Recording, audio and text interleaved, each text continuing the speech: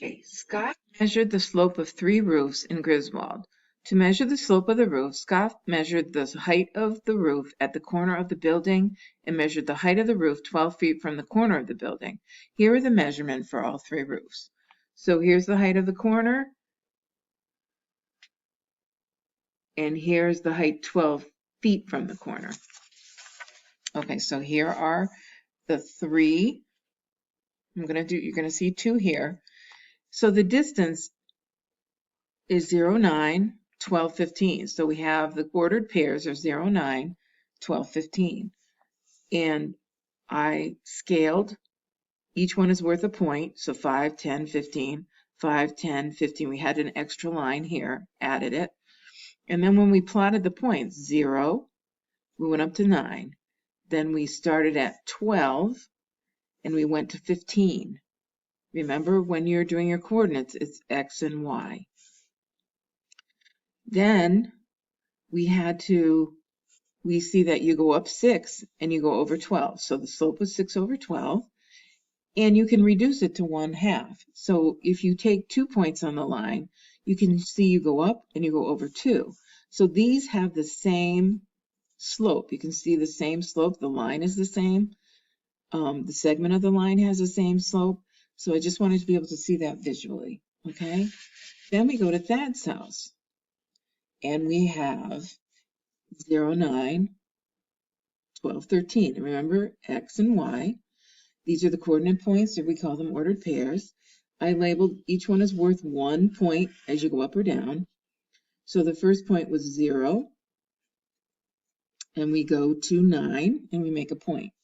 Then we go to 12, and we go to 13, and we make a point. We draw a line. So when we wanted to know what the slope was, we go from here, and that's where it intersects with the point here. So we went 1, 2, 3, 4, and we went over 12. So the slope is 4 over 12. And you can also go up 1. If you take 2 separate points here, you go up 1 and over 3. And you can see this line segment has the same slope as this line. And when you simplify it, you get 1/3. So that's how it makes sense. And we have one more to look at, that Cody's horse barn. And again, this is the ordered pairs of the coordinate points. I took them off the page before. So 0 and 7 and 12 and 10. So again, I scaled these 1, 2, 3, 4, 5, 6, 7, 8, 9, 10, 11, 12, 13, 14, 15. And I scaled it 0 to 14 up here, 1 point each. So the first pair is 0, 7. The second point is we go to 12, and we go up to 10, and we make a point. When we draw the line, and then to get the slope, remember you go rise over run, 1, 2, 3. So it's 3 over 1, 2, 3, 4, 5, 6, 7, 8, 9, 10, 11, 12. 3 over 12. So the slope is 3 over 12, and you can simplify it to 1/4. 1/4. And we can see that if we take 2 points here, you go up 1 and you go over 4. Okay? Now here, they want to know, determine the average rate of change. So all you have to take the simplified slope. Stephanie was 1/2, Thad was 1/3, Cody's 1/4. And what you want to do is, remember, it's the change of Y, so that's the roof height, and then over distance from corner of building. So same here, Thad was change over Y over change over X is the roof height divided by the distance. Roof height divided by the distance, okay?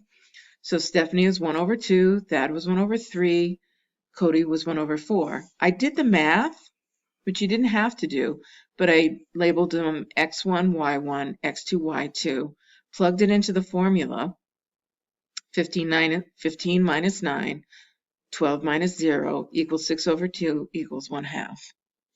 Then I took the coordinates here for Thad, and I put X1, Y1, X2, Y2. So 13 minus 9 over 12 minus 0 gives you 4/12, gives you 1/3. Then here, again, I did it for Cody. Y2, 10 minus 7, 12 minus 0, divide by 3 divided by 12 equals 1/4. So that you can prove just by several different methods of how you can prove the slope. Now, C, which building is most likely to have snow pile up on it? Explain. Cody's roof is more likely to have snow build up on since his roof is less steep. So since Cody has the smallest slope, he will have the most snow. Okay, now remember, you can just pause it whenever you need to. Please remember to ask questions if you have any. Thanks for listening.